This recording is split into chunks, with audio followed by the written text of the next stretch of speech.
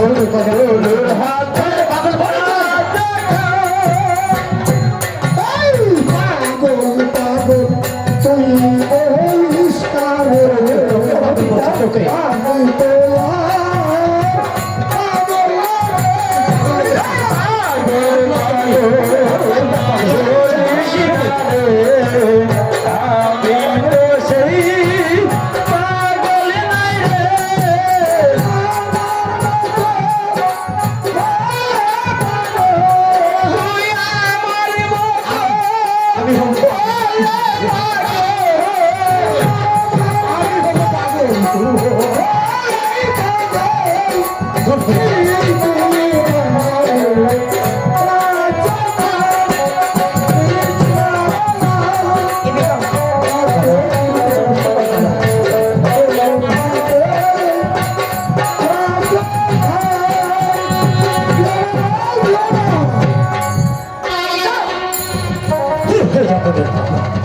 পাগল শুধু করে আপনার বনের পাগল বনে চলে যায় দূর হয়ে যাবে।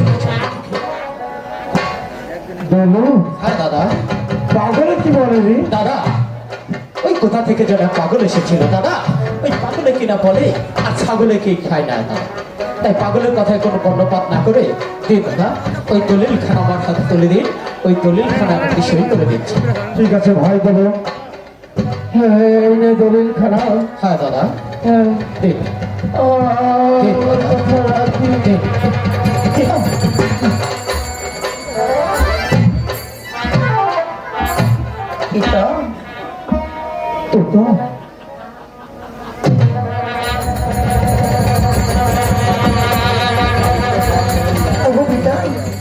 তুমি আমার করছো কেন এই দাদা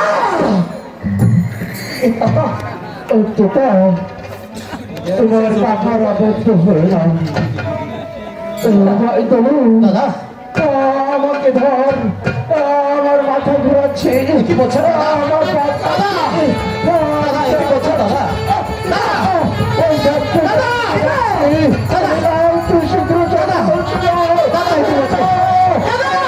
চলে যাবো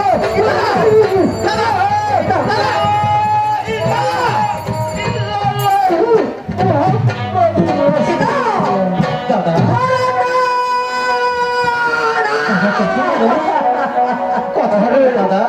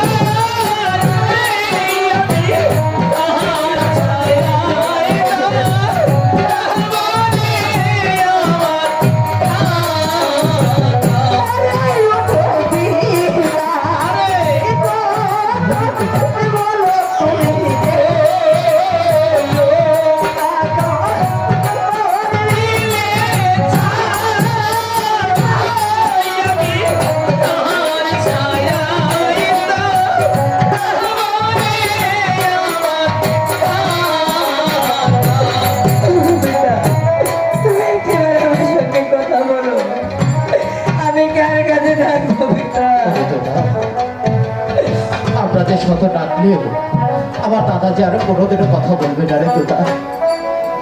আমার দাদা যে আমাকে ছেড়ে তোকে ছেড়ে এই প্রিয় শালুক গ্রামবাসীকে ছেড়ে চিরদিনের জন্য এই অন্ধকার কবরের বাসিন্দা হয়ে গেছে রে বেটা। কাকা হ্যাঁ রে তোতা, কে বলেছে তোর কেউ নেই? কে বলেছে তোর কেউ নেই? ভাই কে যেন একটা লাল লাইট মারতেছেন, ওই লাইটটা মারেন না ভাই, সমস্যা হয়। ওরে তোতা, কে বলেছে তোর কেউ নেই? এখনো তোর পিতার সমতুল্য এই চেয়ারম্যান দলমিয়া এই পৃথিবীর বুকে বেঁচে আছে।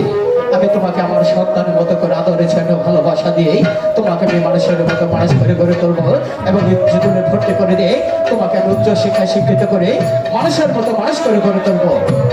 এটা হচ্ছে এই চেয়ারম্যান দলমিয়ার ওয়াদা। তুই কোথায় রে বেটা? কে বলেছে তোকে? এখনো তাকে পৃথিবীর বুকে বেঁচে আছে।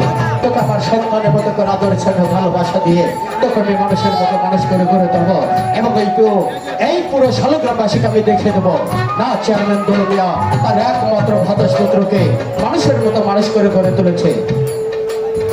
দুঃখ করিস না বাপ, দুঃখ করিস না। বাবা মা চিরদিন কারো বেঁচে থাকে না, সবাইকে তো একদিন এই পৃথিবী ছেড়ে ওই অন্ধকার কবরের বাসিন্দা হয়ে যেতে হবে। তার দুঃখ করে কি হবে? এখন তো আমার দাদা সব কাজের ব্যবস্থা করতে হবে। তবে তাই চলুন, চলো আমরা সবাই মিলে আমার দাদা সব কাজের ব্যবস্থা করি। তবে তাই চলুন। এই কোথায় রাখতে হবে? মাদের বন্ধু, মাদের বন্ধু।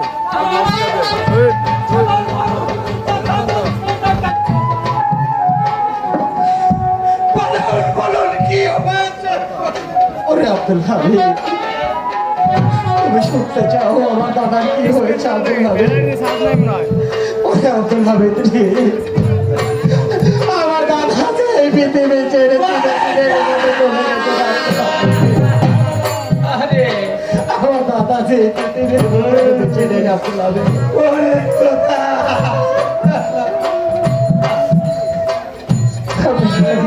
ওরে খোদা, কি হবে ভাই?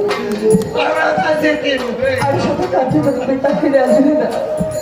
ওরে আব্দুল হামিদ, দুঃখ করো না আব্দুল হামিদ। এই পৃথিবীর বুকে চিরদিন কেউ বেঁচে থাকবে না, সবাইকে তো একদিন চলে যেতে হবে।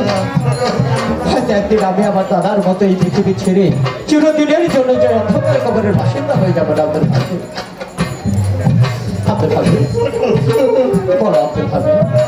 আমার বড় ভুল হ্যাঁ আব্দুল হামিদ, তাহলে কি আমার চাকরি? এ কি বলছো আব্দুল হামিদ? কেন তোমার চাকরি থাকবে না?